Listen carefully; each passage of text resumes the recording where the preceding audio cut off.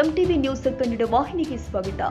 ರಾಜ್ಯದಲ್ಲಿ ಕಾನೂನು ಸುವ್ಯವಸ್ಥೆ ಸಂಪೂರ್ಣ ಹದಗೆಟ್ಟಿದೆ. ಮೈಕ್ರೋ ಫೈನಾನ್ಸ್ನಿಂದ ಊರು ಬಿಡ್ತಿದ್ದಾರೆ, ಆತ್ಮಹತ್ಯೆ ಮಾಡಿಕೊಳ್ತಾ ಇದ್ದಾರೆ. ಕಿರುಕುಳ ಹೆಚ್ಚಾದಾಗ ಅವರ ಹೆಂಡತಿಯರನ್ನ ಮಾರೋ ಸ್ಥಿತಿ ಸರ್ಕಾರ ತಂದಿದೆ ಎಂದು ವಿರೋಧ ಪಕ್ಷದ ಉಪನಾಯಕ ಅರವಿಂದ ಬೆಲ್ಲದ್ ಹೇಳಿದರು. ಹುಬ್ಬಳ್ಳಿಯಲ್ಲಿ ಮಾತನಾಡಿದ ಅವರು, ಮೀಟರ್ ಬಡ್ಡಿ, ಡ್ರಗ್ಸ್, ಇಸ್ಪಿಟ್ ಒಂದಕ್ಕೊಂದು ಕನೆಕ್ಟ್ ಇರೋ ವ್ಯವಹಾರ ಡೀಲಿಂಗ್ ಶುರುವಾಗುತ್ತೆ. ಕಾನೂನು ಕುಂಠಿತವಾದಾಗ ಈ ರೀತಿ ಚಟುವಟಿಕೆಗಳು ಶುರುವಾಗುತ್ತೆ. ಪೊಲೀಸರಿಗೆ ಕೋಟಿಗಟ್ಟಲೆ ದುಡ್ಡು ತಗೊಂಡು ಪೋಸ್ಟಿಂಗ್ ಕೊಡ್ತಾರೆ. ಅವರು ಕಳ್ಳರು, ಡ್ರಗ್ ಡೀಲರ್ಗಳು, ಪ್ರಾಸ್ಟಿಟ್ಯೂಟ್ ಕಡೆ ಹಣ ವಸೂಲಿ ಮಾಡೋಕೆ ಶುರು ಮಾಡ್ತಾರೆ. ಪೊಲೀಸ್ ಠಾಣೆಯಲ್ಲಿ ರಕ್ಷಣೆ ಸಿಗ್ತಾ ಇಲ್ಲ. ಇದಕ್ಕೆಲ್ಲ ಮೂಲ ಕಾರಣ ಭ್ರಷ್ಟಾಚಾರ. ಸಿಎಂ ವಿಧಾನಸೌಧದಲ್ಲಿ ಮೀಟಿಂಗ್ ಮಾಡಿದರೆ ನಿಲ್ಲಲ್ಲ. ಸರ್ಕಾರದಲ್ಲಿ ಭ್ರಷ್ಟಾಚಾರ ಮುಗಿಲು ಮುಟ್ಟಿದೆ. ಮೊದಲು ಅದನ್ನು ನಿಲ್ಲಿಸಬೇಕು ಎಂದು ಬೆಲ್ಲದ್ ಹೇಳಿದ್ದಾರೆ. ರಾಜ್ಯದಲ್ಲಿ ಮೈಕ್ರೋ ಫೈನಾನ್ಸು, ಮೀಟರ್ ಬಡ್ಡಿ, ಡ್ರಗ್ಸು ಇವೆಲ್ಲ ಒಂದಕ್ಕೊಂದು, ಆಮೇಲೆ ಇಸ್ಪೀಟು, ಇವೆಲ್ಲ ಒಂದಕ್ಕೊಂದು ಕನೆಕ್ಟೆಡ್ ಇರುವಂಥ ವ್ಯವಹಾರಗಳು. ಈಗ ಇಸ್ಪೀಟ್ ಆಡೋಕ್ಕೆ ಇಲ್ಲಿಗಲಾಗಿ ಇಸ್ಪೀಟ್ ಆಡಕ್ಕೆ ಕೊಡ್ತಾರೆ. ಅಲ್ಲಿ ಇಸ್ಪೀಟ್ ಆಡೋಕ್ಕೆ ಕುಂತಾಗ ಇಲ್ಲಿಗಲಾಗಿ ಅವ್ರಿಗೆ ದುಡ್ಡು ಕಡಿಮೆ ಬಿಡ್ತೈತಿ. ಅವಾಗ ಹೊರಗೆ ಎಲ್ಲೋ ಕಡೆ ಬಡ್ಡಿದ ಮೀಟ್ರ್ ಬಡ್ಡಿ ಒಳಗೆ ಬಡ್ಡಿ ತೊಗೊತಾರೆ, ಅಥವಾ ಅದನ್ನು ತೀರ್ಸಕ್ಕಂತೇಳಿ ಮತ್ತು ಮೈಕ್ರೋ ಫೈನಾನ್ಸ್ ತೊಗೊಳ್ತಾರೆ. ಈ ರೀತಿ ಇದನ್ನು ಮಾಡೋಕ್ಕಾಗಲಿಲ್ಲ ಅಂತೇಳಿ ಕ್ರೈಮ್ ಶುರು ಮಾಡ್ತಾರೆ.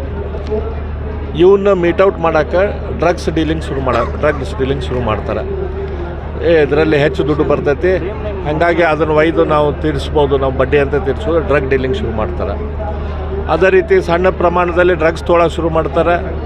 ಅದಕ್ಕೆ ದುಡ್ಡು ಸಾಲಿಲ್ಲ ಅಂಥೇಳಿ ತಾವ ಪ್ರೊಫೆಷ್ನಲ್ ಡ್ರಗ್ ಡೀಲರ್ಸ್ ಹಾಕಾರ. ಇದೆಲ್ಲದೂ ಐತಲ್ಲ, ಕಾನೂನು ವ್ಯವಸ್ಥೆ ಕುಂಠಿತ ಆದಾಗ ಇವೆಲ್ಲ ಹೆಚ್ಚು ಪ್ರಮಾಣದಲ್ಲಿ ಆಗ್ತಾವೆ. ಇವತ್ತು ಪೊಲೀಸ್ ಸ್ಟೇಷನ್ದಲ್ಲಿ ಪ್ರತಿಯೊಬ್ಬ ಟೌನ್ ಪೊಲೀಸ್ ಸ್ಟೇಷನ್ನ ಇನ್ಸ್ಪೆಕ್ಟರ್ ಇರಲಿ, PSI ಇರಲಿ, ACP ಇರಲಿ, SP ಇರಲಿ, ಇವರಿಗೆಲ್ಲ ನೀವು ಕೋಟಿಗಟ್ಟಲೆ ದುಡ್ಡು ತೊಗೊಂಡು ಟ್ರಾನ್ಸ್ಫರ್ ಮಾಡೋದಿರ್ತಾರೆ. ಅವರು ದುಡ್ಡು ಎಲ್ಲಿಂದ ವಸೂಲು ಮಾಡಬೇಕು? ಅವ್ರ ದುಡ್ಡು ಇಂಥ ಕಳ್ಳಕೋಕರು, ಪ್ರಾಸ್ಟಿಟ್ಯೂಟ್ಸ್ಗೂ, ಡ್ರಗ್ಸ್ ದಂಧೆ ಮಾಡೋರು, ಇಸ್ಪೀಟ್ ದಂಧೆ ಮಾಡೋರು, ಇಂಥವ್ರ ಕಡೆಯಿಂದ ರಿಯಲ್ ಎಸ್ಟೇಟ್ ದಂಧೆ ಮಾಡೋರು, ಇಂಥವ್ರ ಕಡೆಯಿಂದ ರೊಕ್ಕ ಎಬ್ಸೋಕೆ ಶುರು ಮಾಡ್ತಾರೆ. ಇವ್ರು ರೊಕ್ಕ ಎಬ್ಸೋಕೆ ಶುರು ಮಾಡಿದ್ರೆ ಅವ್ರ ಕೆಳಗಿನವ್ರಿಗೆ ಹಾಲು ಹತ್ತೈತಿ. ಅವ್ರೈತಲ್ಲ 5%, 10%, 4% ಈ ರೀತಿ ಬಡ್ಡಿ ಹಾಕಿ ಜನರಿಂದ ಹರಾಸ್ಮೆಂಟ್ ಮಾಡೋಕ್ಕೆ ಶುರು ಮಾಡ್ತಾರೆ. ಪೊಲೀಸ್ ಸ್ಟೇಷನ್ಗೆ ಹೋದ್ರೆ ಅವ್ರಿಗೆ ಪೊಲೀಸ್ ಸ್ಟೇಷನ್ದಾಗ ಅವರಿಗೆ ಸಿಗಬೇಕಾದ ರಕ್ಷಣೆ ಸಿಗೋದಿಲ್ಲ. ಹಾಗಾಗಿ ಇದಕ್ಕೆಲ್ಲದಕ್ಕೂ ಮೂಲ ಕಾರಣ ಭ್ರಷ್ಟಾಚಾರದ ಮೂಲಕ ಪೊಲೀಸ್ ಸ್ಟೇಷನಿಗೆ ಅಧಿಕಾರಿಗಳನ್ನ ನೀವೇನು ತೊಗೊಂಬರತ್ತೀರಿ, ಅದು ಮೂಲ ಕಾರಣ ಐತಿ. ಇವತ್ತು ಮುಖ್ಯಮಂತ್ರಿಗಳು ವಿಧಾನಸೌಧ ಕೂತ್ಕೊಂಡು ಕೇವಲ ಮೀಟಿಂಗ್ ಕಂಡಕ್ಟ್ ಮಾಡಿದ್ರೆ ಇದಕ್ಕೆ ಸೊಲ್ಯೂಷನ್ ಸಿಗೋದಿಲ್ಲ. ಇದಕ್ಕೆ ಮೂಲ ಪ್ರಾಬ್ಲಮ್ ಏನೈತಿ, ಮೂಲ ಕಾರಣ ಏನೈತಿ, ಅದನ್ನು ನಿಲ್ಲಿಸ್ಬೇಕು.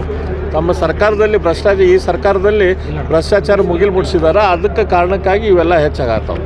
ರಾಜ್ಯದಲ್ಲಿ ಏನಾಗ್ತಿದೆ ಸರ್? ಒಂದು ಕಡೆ ಹಗಲು ದರೋಡೆ ಆಗ್ತದೆ, ಬ್ಯಾಂಕ್ ದರೋಡೆಗಳಾಗ್ತದೆ, ಕಾನೂನು ಸುವ್ಯವಸ್ಥೆ ಸಂಪೂರ್ಣ ಹದಗೆಟ್ಟು ಕಾನೂನು ಸುವ್ಯವಸ್ಥೆ ಅನ್ನೋದು ಸಂಪೂರ್ಣವಾಗಿ ಹದಗೆಟ್ಟು ಹೋಗೈತಿ ರಾಜ್ಯದಾಗ. ದಿನಾನು ನೀವು ಇಲ್ಲೇ ಹುಬ್ಬಳ್ಳಿ ಪೊಲೀಸ್ ಸ್ಟೇಷನ್ದಾಗ ನೋಡ್ರಿ, ಪ್ರತಿಯೊಂದು ಪೊಲೀಸ್ ಸ್ಟೇಷನ್ದಾಗ ನೈವಿಂಗ್ ಆಗತ್ತವು, ಚಾಕು ಚೂರಿ ಅಡ್ಡಾಡತ್ತವು. ಎಲ್ಲಿಂದ ಅಡ್ಡಾಡತ್ತವೆ ಇವು? ಹಾಡೋ ಹಗಲಿ ಎಲ್ಲ ಕಡೆ ಕಾಲೇಜ್ದಾಗ, ಕಾಲೇಜ್ ಸುತ್ತಮುತ್ತಲ ಡ್ರಗ್ಸ್ ಇವತ್ತು ಸಪ್ಲೈ ಆಗತ್ತೈತಿ. ಆ ಡ್ರಗ್ಸ್ ತೊಗೊಂಡವ್ರಿಗೆ ಅವ್ರಿಗೆ ತಮ್ಮ ಮನುಷ್ಯನ ಮೇಲೆ ಕಂಟ್ರೋಲೇ ಇರೋದಿಲ್ಲ. ಅವ್ರು ಏನು ಮಾಡ್ತಾರೆ ಅವ್ರಿಗೆ ಗೊತ್ತಿರೋದಿಲ್ಲ. ಅದು ಇದು ಹೇಳಿದ್ವಲ್ಲ, ಇದೆಲ್ಲದು ಕಾನೂನು ವ್ಯವಸ್ಥೆ ಅನ್ನೋದು ಸಂಪೂರ್ಣವಾಗಿ ಕುಸಿದು ಹೋಗಿದೆ. ಆತ್ಮಹತ್ಯೆ ಹೆಚ್ಚಾಗಿದೆ ಸರ್. ಊರು ಬಿಡತ್ತಾರ, ಮನೆ ತಾಯಿ, ಹೌದು, ತಾಳಿನ ಕೂಡ CM ಅವ್ರಿಗೆ ಕಳಿಸಿದ್ದಾರೆ. ಯಾಕಂತಂದ್ರೆ ಪೊಲೀಸ್ ಸ್ಟೇಷನ್ದಾಗ ರಕ್ಷಣೆ ಸಿಗ್ತಾ ಇಲ್ಲ ಅನ್ನೋದಕ್ಕೆ. ಯಾಕಂದ್ರೆ ಹರಾಸ್ಮೆಂಟ್ ಹೆಚ್ಚಾದಾಗ ಊರು ಬಿಡ್ತಾರೆ, ಸುಸೈಡು ಮಾಡ್ಕೊತಾರೆ, ತಮ್ಮ ಹೆಂಡತಿಯರಿಗೆ ಮಾರುವಂಥ ಪರಿಸ್ಥಿತಿನೂ ಈ ಸರ್ಕಾರ ತೊಗೊಂಬಂದೈತಿ. ಸರ್ಕಾರ ಈ ವಿಚಾರದಲ್ಲಿ ಯಾಕೆ ಹಿಂದೇಟಿಲ್ರಿ? ಅವ್ರದ್ದು ಪ್ರಿಯಾರಿಟಿ ಐತಲ್ಲ, ಕೇವಲ ದುಡ್ಡು ಮಾಡೋದು, ಭ್ರಷ್ಟಾಚಾರ ಮಾಡೋದು ಅವ್ರದ್ದು ಪ್ರಿಯಾರಿಟಿ ಐತೆ. ಅದು ಬಿಟ್ಟು ಬೇರೆ ಯಾವುದೇ ರೀತಿಯ ಪ್ರಿಯಾರಿಟಿ ಇಲ್ಲ. ತಾಜಾ ಸುದ್ದಿಗಾಗಿ MTV ನ್ಯೂಸ್ 24x7ಗೆ ಸಬ್ಸ್ಕ್ರೈಬ್ ಮಾಡಿ ಮತ್ತು ಬೆಲ್ ಐಕಾನ್ ಅನ್ನು ಒತ್ತಿ. ತಪ್ಪದೇ ಲಿಂಕ್ ಶೇರ್ ಮಾಡಿ.